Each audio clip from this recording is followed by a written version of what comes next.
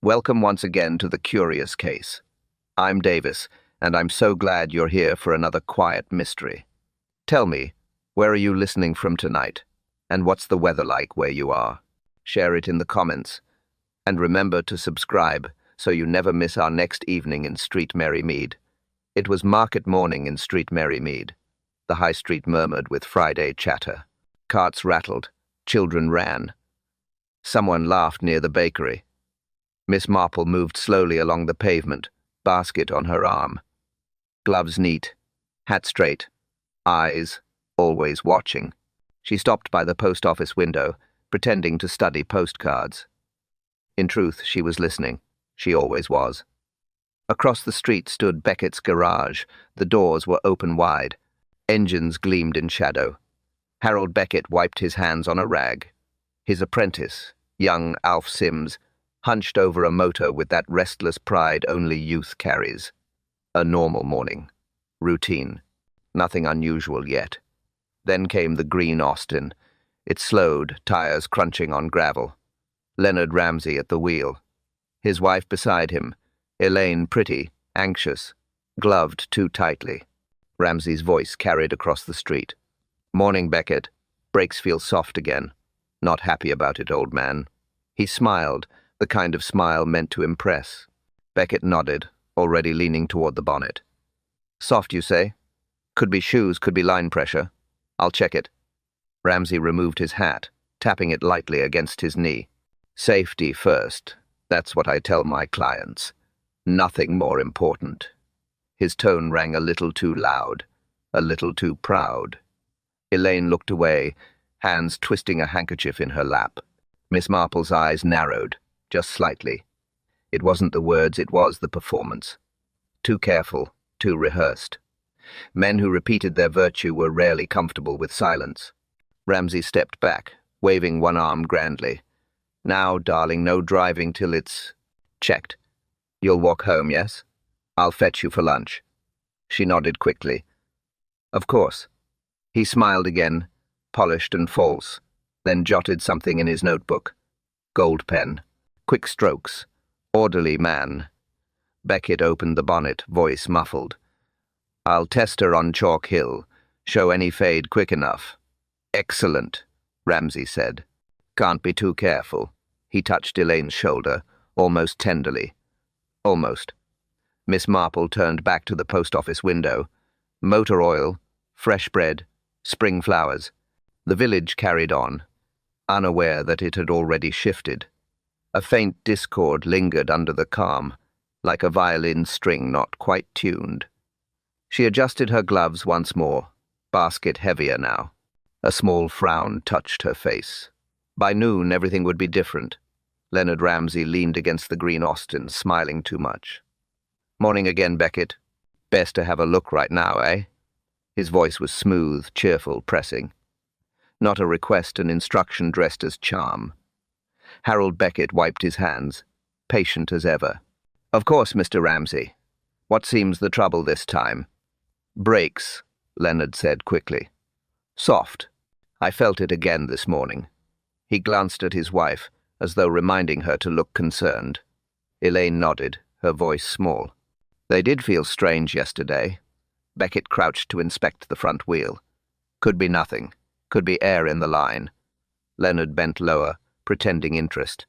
"Best not to risk it, though. My wife drives our daughter from the nursery at 1. Up Cranmer Lane. Steep hill. That one." He said it like a warning, but not to Becket, more like a performance for whoever might be listening. Miss Marple, of course, was listening. She stood outside the post office again, adjusting her glove, though it didn't need adjusting. Her gaze drifted across the road, casual, polite, never intrusive. She watched the way Leonard spoke wide gestures, confident grin, and the way Elaine shrank beside him, hands folded tight. Becket straightened, wiping the dust from his palms. "I can take it in now. Be ready by noon, if it's just the shoes." "Splendid." Leonard checked his watch with exaggerated precision. "Write me down for 11:45 then, sharp. I'll pick it up myself." He produced a small notebook, gold-edged, tidy, and scribbled the time. Habit of a man who tracked everything, including his alibis. Becket nodded. "You'll have it safe and sound, sir." Leonard's tone softened. "Good man, Becket. I always say nothing is more important than safety." He looked at Elaine again. "You hear that, my dear? Safety above all." She smiled faintly, almost grateful for the script he'd given her. Miss Marple noticed the relief in that smile, the kind born of obedience, not peace. Ramsay turned to go, his umbrella swinging lightly in his hand. Elaine followed, head down. Behind them, Becket pushed the car into the shade and opened the bonnet. The sound of tools clinked softly, normal sounds, harmless sounds. Miss Marple lingered by the curb. Her mind catalogued tone, gesture, pause. Nothing wrong, yet something amiss. She couldn't name it, not yet. She looked once more at the retreating couple, his stride easy, hers hesitant. He talked of safety like a preacher talks of salvation, loud, repetitive, almost too clean. "Nothing is more important than safety," he said, and she almost believed him. The clock struck noon. Sunlight lay soft on the tablecloth. Miss Marple sat in her cottage, knitting as she always did at that hour. The world outside hummed bees, footsteps, the rattle of the milk cart. Calm, quiet, familiar. Then the knock, hard, urgent. Griselda Clement burst through the door, breathless, hat askew, cheeks pale. "Miss Marple. Oh, Miss Marple, the most dreadful thing has happened." The needles paused mid-air. Marple looked up, eyes calm, voice steady. "What is it, my dear?" Griselda swallowed. "There's been an accident, on Chalk Hill. Harold Becket is dead." Silence fell sharp as glass. Dead. The same man she'd seen not 2 hours ago. Alive, talking, laughing even. She set her knitting aside carefully, one motion at a time. "Dead? How?" Griselda shook her head. "The Ramsays' car. The green Austin. He was testing it, apparently. It went straight into the hedge near the bend. Dr. Haydock says his neck was broken instantly." Miss Marple rose. "Mrs. Ramsay? She's at the vicarage. Distraught, poor soul. She keeps saying it should have been her driving, that he died being careful. For her." Marple took her hat and gloves. "I think," she said quietly, "we shall go at once." Chalk Hill shimmered under the early afternoon Sunday. The car sat nose first in the thick hedge, tilted slightly, like some wounded beast gasping for breath. A thin trail of smoke curled from the bonnet. The air smelled of petrol and damp leaves. Inspector Slack stood nearby, notebook in hand, irritation already on his face. "Afternoon, Miss Marple," he said. "Terrible business. Lost control, looks like. Too much speed down the slope." "Mr. Becket never drove like a fool," said a young voice. Alf Sims pale, eyes wide, hands shaking. "He was careful. Said you had to respect a motor car, treat it proper." Slack grunted. Maybe his respect ran out. Miss Marple's eyes wandered to the car. The windshield was cracked, the wheel bent slightly inward. But it was the front tires that drew her stillness. They seemed tired, not flat, not full, sagged just enough to change the car's stance. "Both front ones," she murmured, almost deflated. Dr. Haydock approached, wiping his hands. "Nothing to be done. Instantaneous. No sign of drink, no stroke, no heart seizure. Just failed to make the turn. Brake fade," Slack said with certainty. "Old car. Heat. Simple as that." Alf looked up, defiant. He'd barely gone half a mile. Brakes don't overheat in half a mile. Slack ignored him. Accident, pure and simple. Marple's hand rested on the bonnet, feeling the faint warmth of the engine. Her eyes traced the lines of the car, quiet, thoughtful. The boy's words hung in the air. Half a mile. Too soon for brakes to fade. She leaned slightly, studying the wheel again, the metal rim dull under the light. Her voice came soft, almost to herself. "The tires," she said quietly. "They don't look right at all." The road was still, only the whisper of wind through the hedge. Miss Marple knelt slowly beside the wreck. Her knees ached, but curiosity always won over comfort. She touched the front tire gently, soft, cool, and strange. Not empty, but not right either. Something clung to her fingers, faint, waxy, pale. She rubbed it between thumb and forefinger. Not oil, not grease. Too light, too smooth. Almost like candle wax, but not quite. "Inspector," she said softly, "might I borrow your handkerchief?" Slack blinked. "My handkerchief? Whatever for?" "Just so," she said, smiling faintly. He handed it over, muttering under his breath. She used it to unscrew the tiny brass cap from the tire valve, then peered inside, her eyes narrowing. "Well, now, that's interesting." Slack leaned over. "What is?" "There's residue inside the valve cap. White, waxy, mixed with dust." She sniffed delicately. "Smells faintly of paraffin." Dr. Haydock crouched beside her, curious. "Let me see that." He rubbed the edge with his finger, examined it in the light. "You're right. Paraffin and something else. Tallow, perhaps. Feels like a sealant of sorts." Miss Marple nodded. Or sabotage." Slack frowned. "Oh, come now. You think someone did this on purpose?" "I think Mr. Becket was too. Skilled to miss a simple brake fault. And if both front tires lost pressure so suddenly—" She let the thought drift. The silence filled it for her. Alf Sims moved closer, anxious. "Both caps, miss. They're the same. White stuff inside each." Slack exhaled hard. "Probably just some grease from the workshop. Happens all the time." Marple's gaze lifted slowly to him. "Does it?" He hesitated. "Well, not often." "Quite," she said. She rose carefully, brushing off her skirt. "I should like to see Mr. Becket's daybook, Inspector." Slack blinked again. "His what?" "His book of appointments. Every good mechanic keeps one." "And what would that tell you?" "Perhaps nothing," she said mildly. "Perhaps everything." Slack sighed. "You think this is more than an accident?"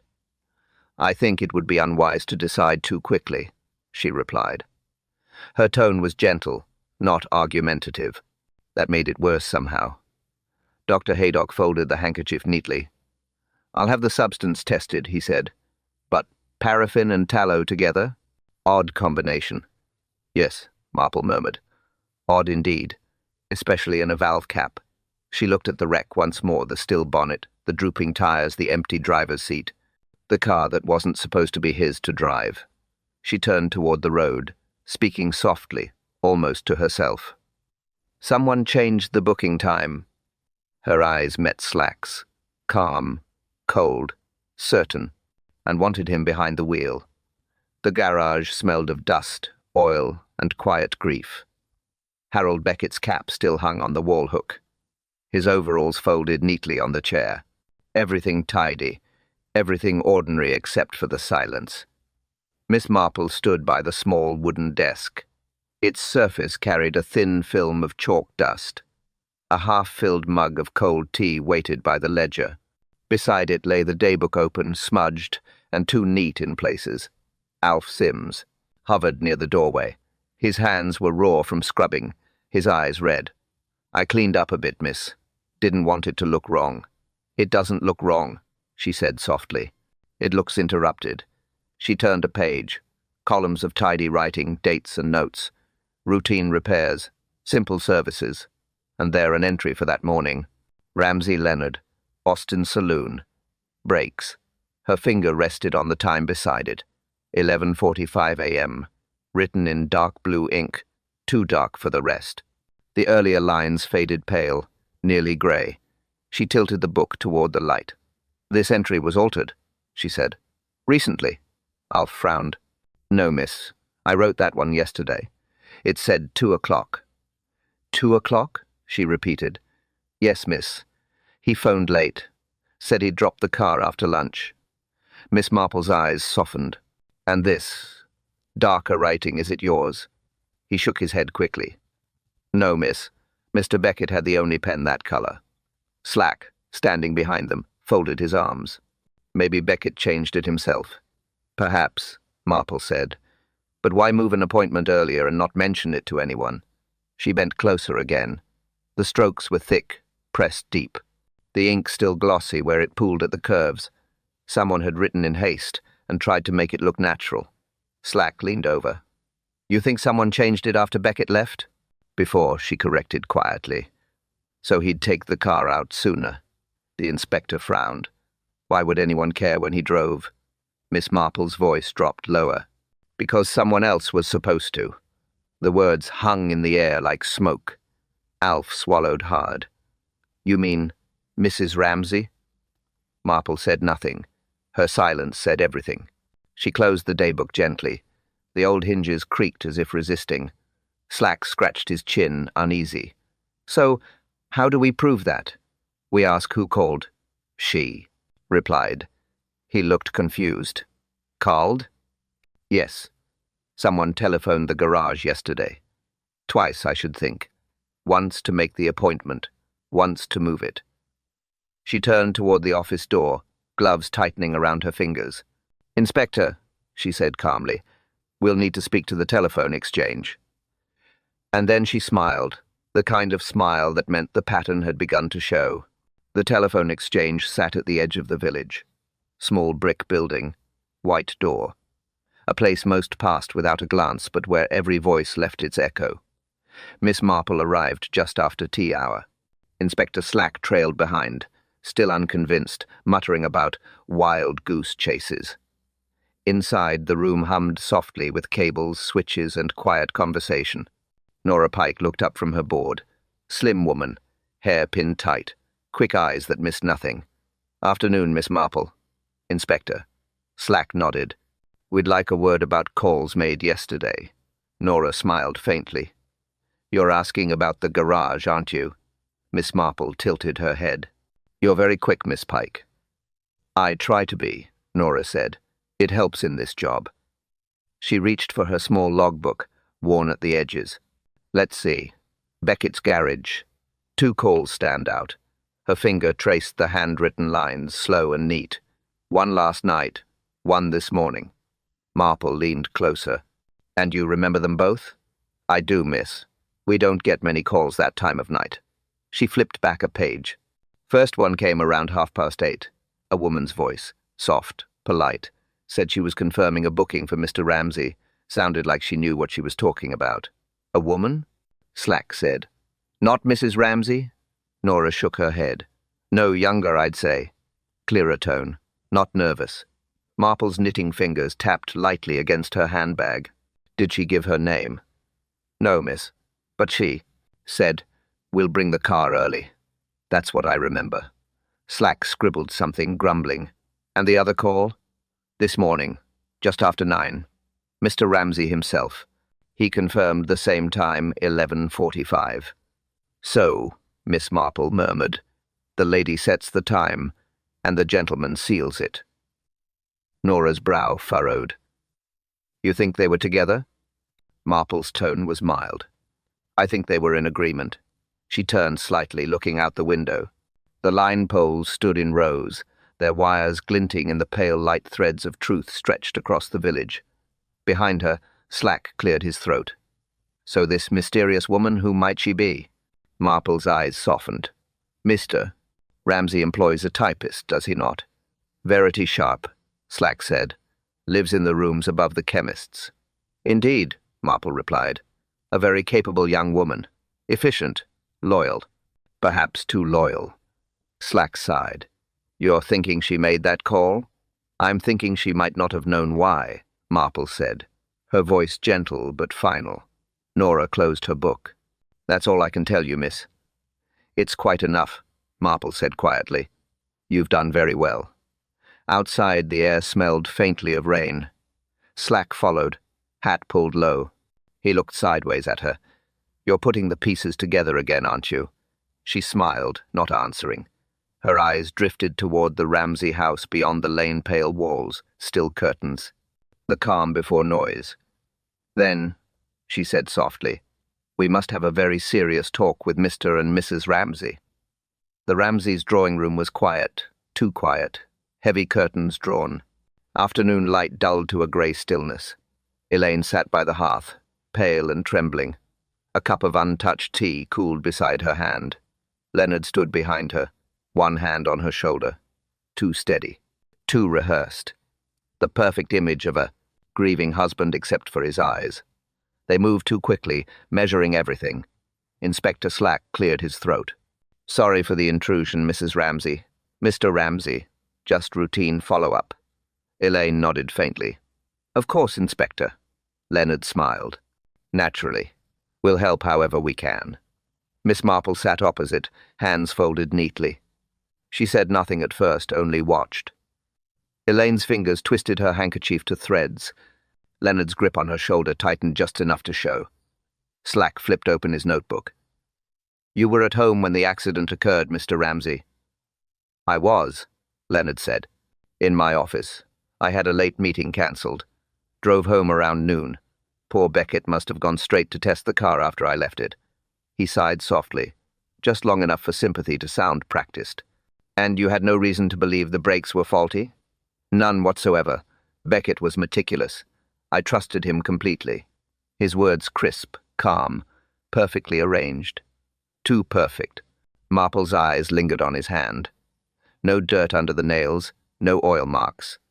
A man careful about appearances. Always. She spoke finally. "I wonder, Mr. Ramsey, if you might explain this." She placed the handkerchief on the table. Inside, the two small valve caps gleamed dully. "From your car," she said. Leonard blinked. "What of them?" "Dr. Haydock tested the residue," Marple continued gently. "Paraffin and tallow, a curious mixture, wouldn't you say?" He gave a light laugh. "Garage grease, no doubt. Becket's hands were never clean." Slack leaned forward. "It's not garage grease, sir. Someone put it there deliberately. The mixture slows air release enough to flatten a tire gradually." Leonard's smile faltered for the briefest second. Elaine's breath caught. Marple opened her handbag again. "And then there's the daybook." She laid a small page on the table. "The appointment for 11:45. Changed from 2 o'clock. Not in Mr. Becket's hand." Leonard's voice stayed smooth, but thinner now.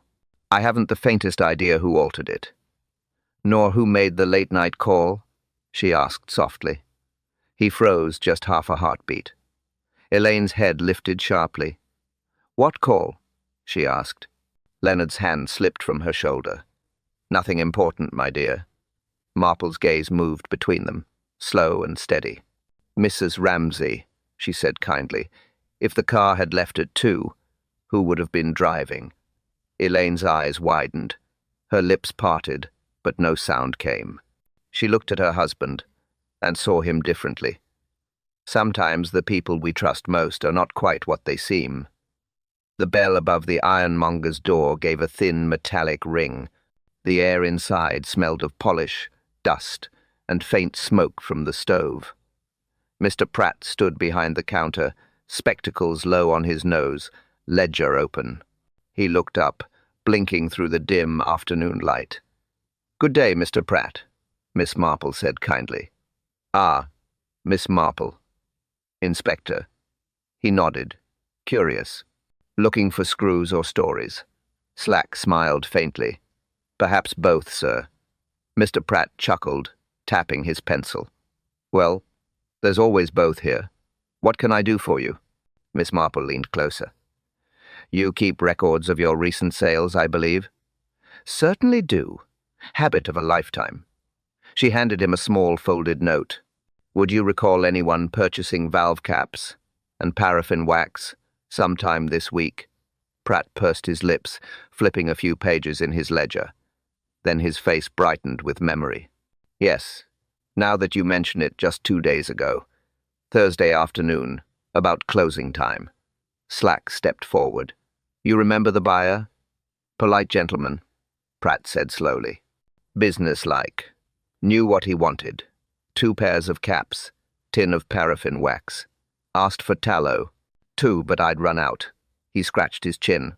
"Smart coat. Blue Trilby hat. Paid cash." Marple exchanged a quiet glance with Slack. He exhaled through his nose. "Blue Trilby again? That's Ramsey's style, isn't it?" "Indeed," she said softly. "Very much so." Pratt looked puzzled. "He said he was repairing an old pump, I think. Mentioned safety, oddly enough." Marple smiled faintly. "He does like that word. Slack jotted quick notes, snapping his book shut. "Thank you, Mr. Pratt. You've been a great help." Pratt nodded, lowering his voice. "Terrible about poor Becket. Good man, that one. Careful, too." Marple's eyes softened. "Yes, careful to the end." Outside, the wind had picked up. The day felt colder, heavier, as if the village itself had learned something it didn't want to know. Slack kicked a pebble down the road. "Valve caps, paraffin, wax. What next, eh?" Marple didn't answer. She only walked faster. Back at the garage, the air was still thick with the faint smell of fuel and sorrow. She moved past Becket's desk, her gaze scanning every surface. Something glinted inside the car, faint, dull, metallic. She leaned in through the open window. The ashtray was half full. Bits of paper, small flecks of grey, and under them, wax residue. White, hardened, streaked with soot. Slack peered over her shoulder. "What in blazes?" "He tested it here," she said softly. "Tested what?" "The mixture, paraffin and tallow, to see how fast it would soften under heat." She wiped a fingertip through the wax, brought it to the light. A thin film shone faintly across her skin. Her eyes lifted toward Slack, calm, sure, final. "He tested the mixture right here, and left the proof behind." Leonard Ramsay's Morris stood behind his house, spotless as always. A gentleman's car, polished brass, neat cushions, faint cologne in the air. Inspector Slack circled it slowly. Notebook open, every step deliberate. Miss Marple watched from a few feet away, eyes quiet, hands folded in her gloves. Slack bent down, opened the glove compartment. Receipts, handkerchief, and a small cardboard box empty. He lifted it carefully. "Valve caps," he muttered. "2 pairs. Mr. Pratt's sale, I'd wager." Marple nodded once. "The very same." Slack turned the box over. The inside smudged faintly with pale wax. No caps, no labels, but the smell lingered paraffin, faint and cold. He looked up. "You think he's that foolish leaving this here?" "No," Marple said softly. "That careful." The boot was clean, almost unnaturally so. Not a leaf, not a speck of dirt. Ramsay had scrubbed it himself recently. Slack brushed along the lining and frowned. Something odd here. He lifted a driving glove from the seat. Soft brown leather, elegant stitching. Inside, faint dust marks and one clear yellow streak. Slack held it up. "Tyre chalk," he said. "From a garage floor." Marple's eyes narrowed. The same shade used at Becket's. The silence stretched. The wind shifted faintly through the hedges. Each small clue sat heavy now together. Undeniable. Alf Sims approached, hands jammed in his pockets, eyes low. "I didn't mean to eavesdrop, miss," he said quietly. "But there's something I should tell you." Slack turned. "Go on, lad." Alf glanced toward the house. "Day before the accident, I saw Mr. Ramsay at the back of the garage. Said he was checking his wife's Austin." "And was he?" Marple asked. Alf shook his head. He was kneeling by the front wheel, near the laundry wall. Didn't look like checking. Looked like switching. Slack took a step closer. "Switching what?" Alf swallowed. "Valve cap, sir. I saw him pocket one, then screw another on." "And Mrs. Ramsay?" "She was there, miss. Talking to Becket near the office." "She didn't see a thing." Marple's gaze drifted toward the distant lane. Her voice quiet, nearly tender. 20 feet away," she murmured. "That's all." Her hands clasped tighter. He must have known the car would be taken out for testing. He planned it carefully, calmly.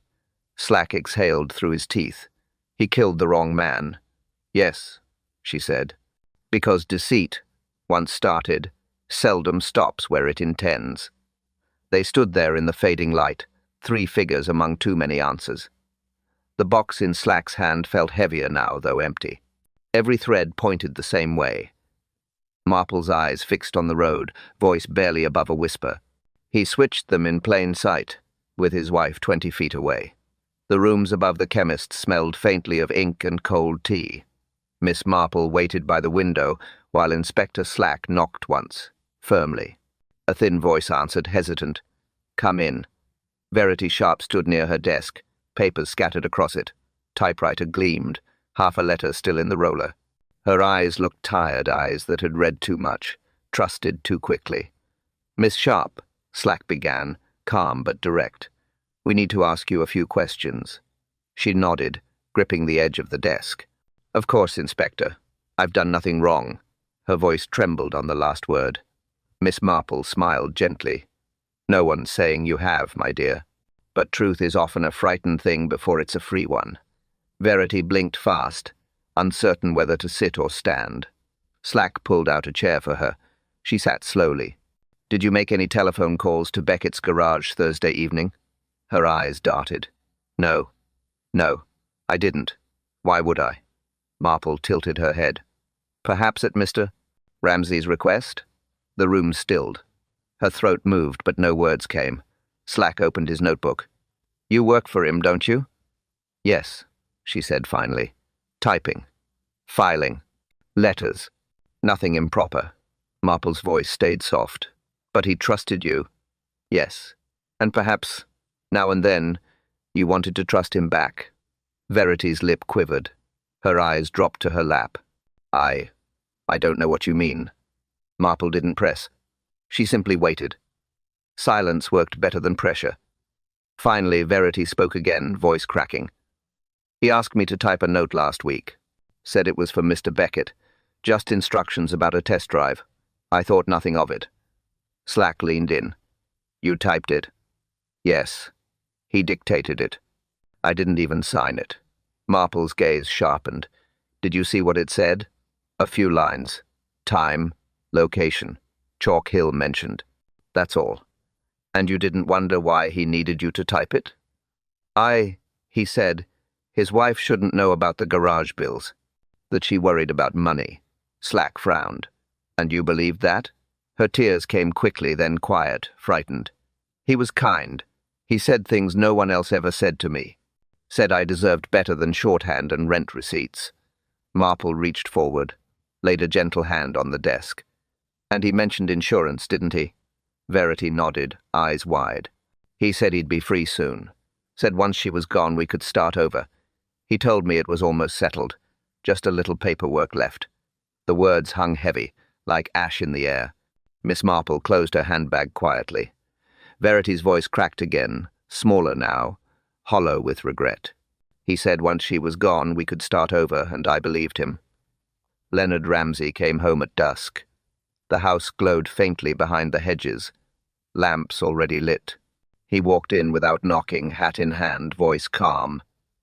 Inspector, Miss Marple, to what do I owe this visit again?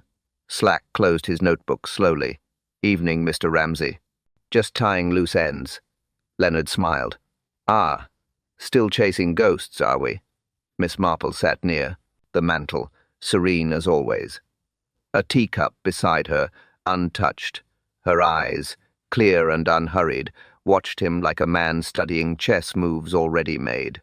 You've had a difficult few days, Mr. Ramsey, she said gently. He shrugged. Tragedy never waits for convenience. His tone polished. Light, too light. Slack didn't waste time. He placed the empty valve cap box on the table. Then the glove-brown leather, faint yellow chalk inside. Ramsey's smile held, thin and practiced. Do you recognize these? I've seen hundreds like them. Slack opened the small envelope next. Paraffin and tallow, tested and confirmed, both found on your tire valves. Leonard laughed softly. Coincidence, surely. Any mechanic could. Mr. Pratt, Slack interrupted, remembers you buying both, Thursday evening. 2 pairs of caps, tin of wax, paid cash. The silence snapped tight. Ramsey's jaw flexed once. He set his hat down, fingers very still. Marple spoke, then quiet, almost kind. You arranged the appointment, didn't you? You had Miss Sharp move the time. You sent Becket out earlier. He drove the car meant for your wife. His eyes flicked toward her.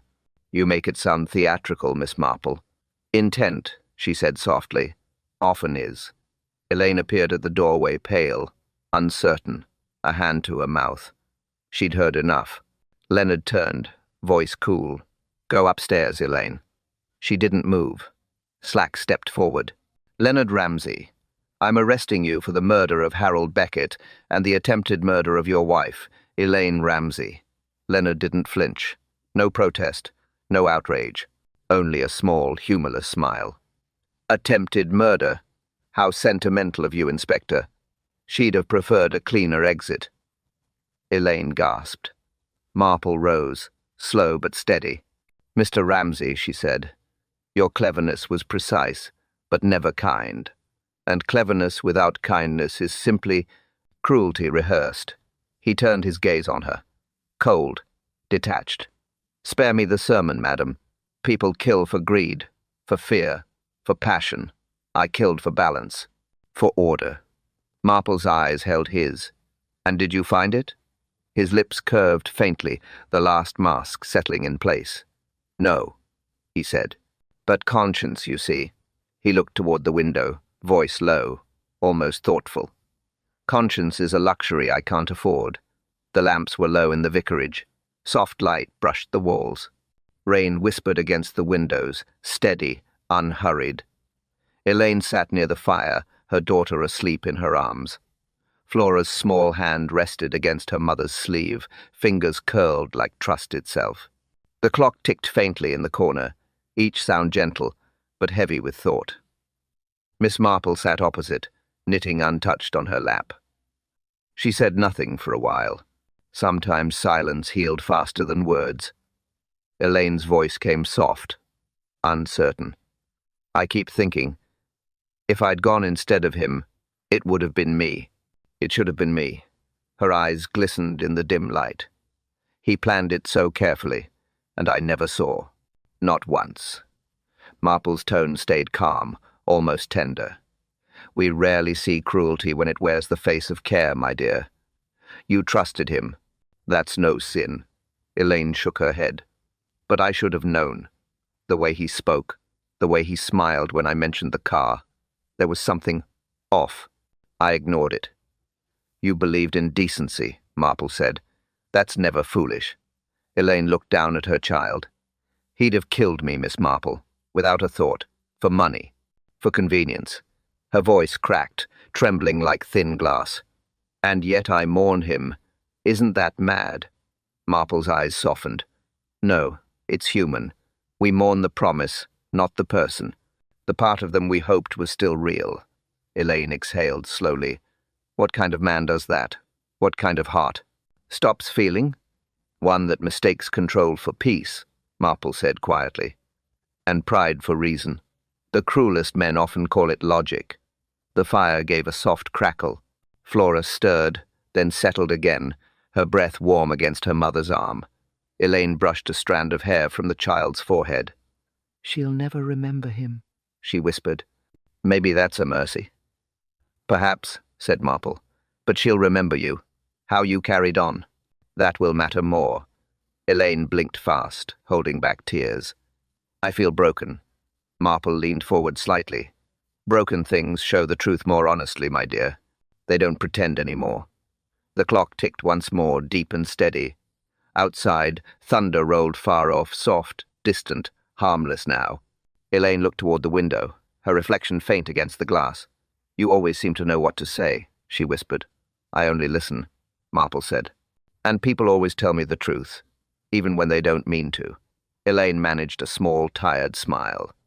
Flora sighed in her sleep, her fingers tightening once on her mother's arm. The firelight caught their faces, one healed, one still innocent. Marple rose quietly, her knitting still untouched. She looked at them both, eyes warm with understanding. It's a painful gift, she said softly, to see clearly. The next morning came grey and still. A fine mist drifted over the village roofs.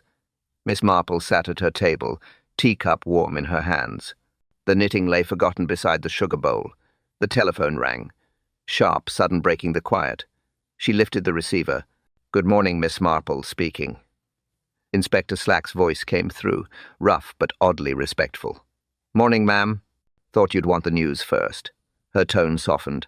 I usually do. He cleared his throat. We've got the full picture now. Ramsay's finance is a mess. Heavy. Gambling for years. Owed half the county by now. Marple's eyes lowered to her tea. Gambling, she said quietly. A hunger that pretends to be hope. Slack continued. That's not all.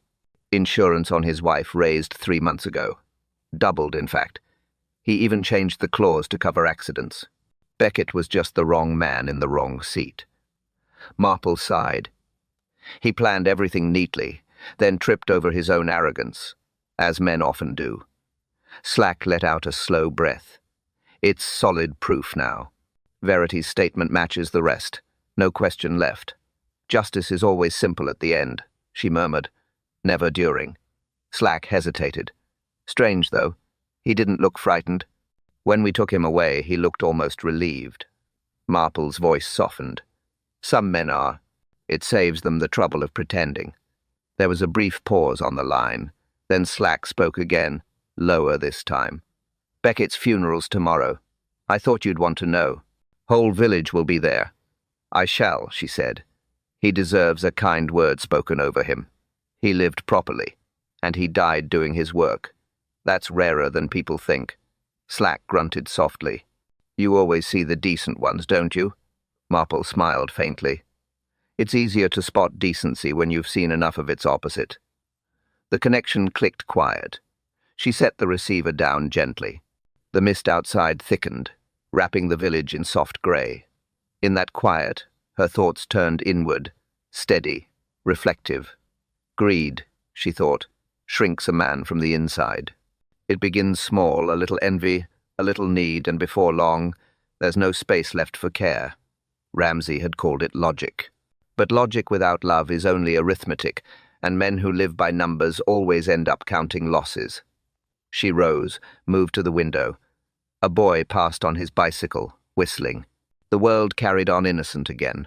For, now, she looked toward the garage at the far end of the lane. The door hung open still, the air inside faintly golden with morning dust. Her voice came softly, almost prayer-like. 2 men, she said. One chose cruelty, one chose care. Rain came early that morning, thin, steady, the kind that cleaned everything quietly, without hurry or sound. Miss Marple walked down the lane, umbrella low against the drizzle. The air smelled of wet dust and oil, the scent of endings. Ahead, Becket's garage stood half open, rain tapping on the tin roof. Inside, young Alf Sims swept the floor in slow circles. The broom rasped across concrete, pushing water and leaves toward the door. He didn't look up until her footsteps stopped beside him. "Morning, miss," he said softly. "Morning, Alf." Her voice was gentle, as if not to disturb the air. "You're here early." He shrugged. "Couldn't sleep. Thought I'd clean up a bit." The rain dripped through a crack in the roof, tapping a rhythm near the old workbench. Becket's tools hung neatly on the wall, spanners, wrenches, all in their proper place. A man's order, untouched since yesterday. Marple looked around, nothing out of place. Yet everything felt hollow, as if the space itself knew something good had been taken from it. Alf leaned on his broom, staring at the empty spot where the green Austin had stood. "Feels wrong, miss. Him gone. He was steady, you know. Always said the road only kills the careless." Marple nodded slowly. He was right, and careful to the last. The boy sniffed, rubbing his sleeve across his face. "They said he shouldn't have tested the car alone, but that's what he did. Said the lady needed it by noon." Marple's eyes softened. He thought he was doing right. That's all. Alf swallowed hard. He trusted people, miss, even when they didn't deserve it. "That's what makes trust precious," she said. "It stays. Clean, even when others don't." She stepped closer to the door. Rain streaked the gravel outside, washing away the last of the tire marks. Where one life ended, the earth had already begun to forget. She turned back toward the boy. "You'll take care of this place, won't you?" He nodded quickly. "Yes, miss, I will." His voice cracked halfway through. Marple smiled faintly. "Mr. Becket would have wanted that. Work done properly, not rushed, not halfway." Alf looked down. "He always said, if you do a thing, do it right." "And he did," she said softly. "He always did." For a long moment they both listened to the rain, to the silence, to the faint hum of the village waking again.